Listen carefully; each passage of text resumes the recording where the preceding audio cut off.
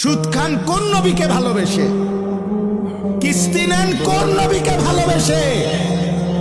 এই মুসলমান, বিড়িখোর মুসলমান, 60 বছরের বুড়া মিয়া এখনো বিড়ি খান যারা, আপনি কোন নবীরে ভালোবাসা বিড়ি খান?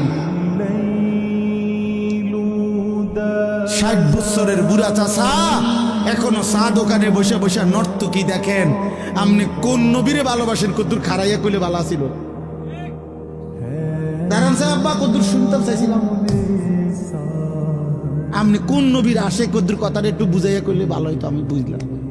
আমরা তো নবীর দুশ্মন, আপনি তো নবীর আশেক, তো আপনি কথাটা একটু ক্লিয়ার করেন।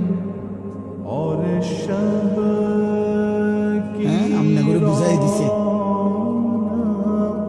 ওইটা নবীর দুশ্মন। কি লেগা? কেন?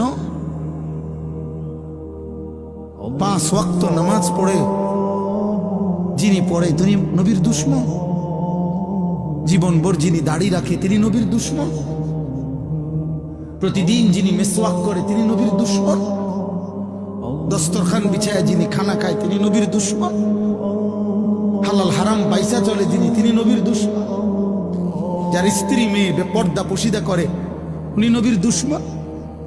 আল্লাহর কোরআন সহি শুদ্ধ তেলাওয়াত করতে পারে যাদের জবান দিয়ে, এখনো তো সাফ কথা বেটা, সারা বাংলাদেশ না সারা পৃথিবী চ্যালেঞ্জ বেটা।